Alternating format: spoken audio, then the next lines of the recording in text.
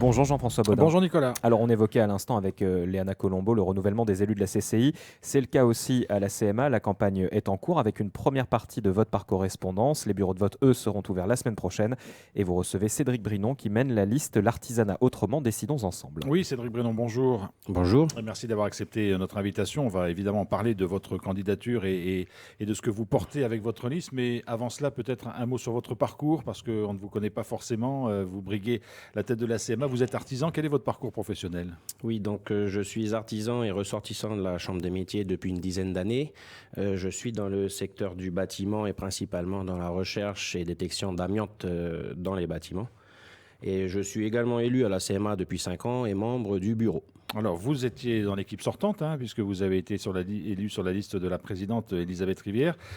Là, vous avez choisi de mener votre propre liste. Pourquoi ? Quelles sont les raisons qui vous ont poussé finalement à mener cette liste ? Alors, je suis le porte-parole d'une équipe de 25 personnes aujourd'hui qui se présente aux élections qui vont avoir lieu la semaine prochaine. Pourquoi ? Tout simplement, on ne se reconnaissait plus dans la manière de gérer la Chambre dernièrement.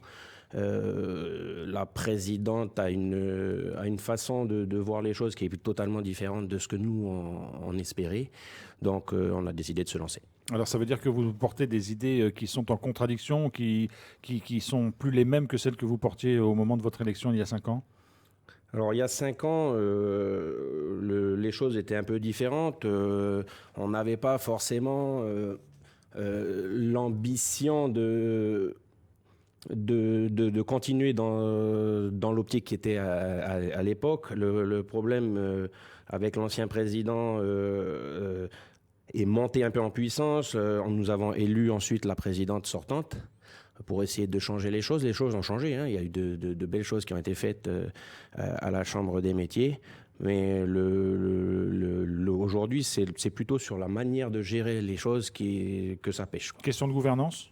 Oui, question de gouvernance. Si on devait résumer, c'est ça ? Oui.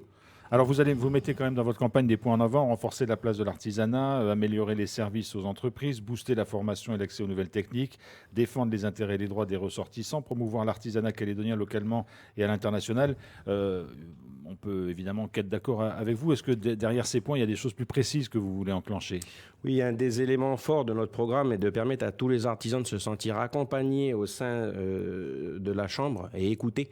Parce que beaucoup ne savent même pas qu'ils sont à la Chambre des métiers, ne savent pas ce que la Chambre peut leur apporter. Donc ça, c'était une des premières choses. Comme je le disais, notre liste est composée de 25 femmes et hommes répartis sur tout le territoire. Nous avons des gens de Koné et de Koumak. Dans tous les secteurs, bâtiments, services, production alimentaire.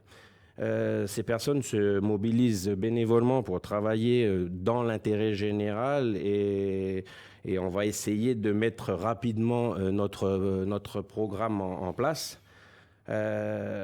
J'ai aussi pu côtoyer pendant les 2 années où j'ai été au bureau de cette chambre les permanents de la chambre qui font un travail assez extraordinaire. Pour aider les artisans tous les jours, et on a pu échanger avec eux sur les problématiques qu'ils ont au quotidien et les modifications que l'on pourrait apporter. Là où ils n'ont parfois pas eu une écoute sincère et active de la présidente sortante, qui d'ailleurs a eu comme conséquence des mouvements sociaux et des courriers de constatation. Donc nous, ce qu'on aimerait, c'est déjà leur apporter notre confiance et leur rappeler à quel point le travail qu'ils effectuent tous les jours est essentiel, quoi. Voilà. Dans notre programme, renforcer la place de l'artisanat dans l'économie locale, c'est quelque chose qui nous porte à cœur parce que l'artisanat doit être davantage reconnu comme un pilier de l'économie locale. Donc on va mettre des actions concrètes en place pour promouvoir nos artisans, leur métier, pour qu'ils puissent être compétitifs et prospères dans le nouveau marché local, on va dire.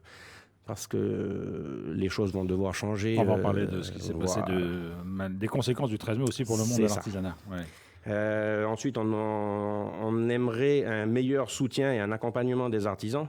Notre liste s'est engagée à renforcer les services aux artisans. Aujourd'hui, il y a un panel de choses qui sont proposées aux artisans. Est-ce qu'il est toujours d'actualité ? Est-ce que les artisans auraient peut-être besoin d'autres choses ?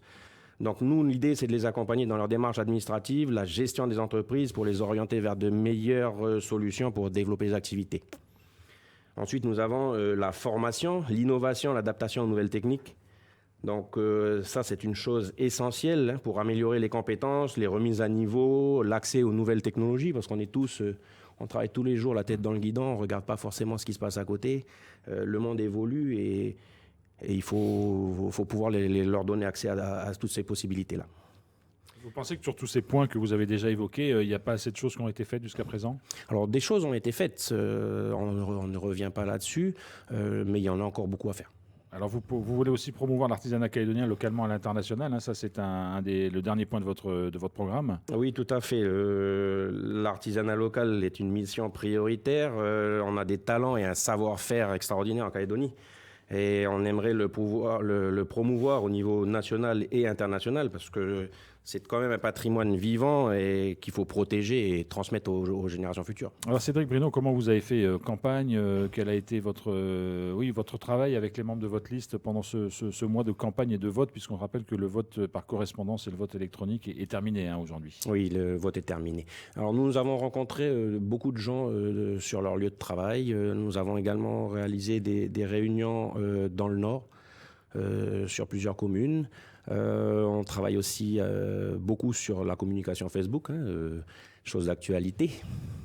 Et là, j'ai encore une réunion ce soir à 17h30 pour clôturer un peu les choses sur nos maires. Et d'une manière générale, au-delà peut-être de cette compétition électorale à l'SMA, dans quel état d'esprit vous sentez les artisans dans cette période compliquée? Alors, les artisans sont un peu dépités. Quand on va à leur rencontre, on voit bien qu'aujourd'hui, ils ne savent pas trop où aller. On a beaucoup qui ont déjà fermé, qui se posent la question d'arrêter leur activité, malheureusement. On espère que les choses vont repartir rapidement. Il y a déjà des secteurs d'activité qui sont un peu en phase ascendante. Je parle de l'artisanat d'art, par exemple, qui, avec les petits marchés de proximité sur les quartiers sud, arrive à sortir la tête de l'eau. On aimerait bien que ça reprenne rapidement parce que c'est vrai que la situation est critique. Ce qui est plus dur, c'est les artisans qui sont liés au BTP d'une façon générale? Le BTP est très très impacté. Aujourd'hui, la phase de démolition a démarré, donc on espère que ça va donner un peu de travail à certains. Et on espère surtout pouvoir parler rapidement de reconstruction. Et dans cette situation, Cédric Brino, quel peut être le rôle de la Chambre des métiers et de l'artisanat? Justement, discuter avec les institutions pour donner de la place à nos petits artisans. On sait très bien en général que les gros marchés sont donnés à l'industrie en général. Nous, on aimerait que tout le monde ait de la place pour travailler. Cédric Brinon, qui conduit donc la liste L'Artisanat Autrement, décidons ensemble pour ces élections à la Chambre des métiers de l'artisanat. Merci beaucoup d'avoir été notre invité. Merci à vous. Alors, le scrutin sera clos. Il y aura une dernière phase de scrutin le 5 novembre pour des votes, pour ceux qui n'ont pas voté par vote électronique ou par vote correspondance. Ce sera dans les bureaux de vote installés à Koné, à Nouméa et à Poindimié. Et les résultats seront connus le 6 au matin. C'est bien ça? Exactement. Merci d'avoir été avec nous. Merci à vous.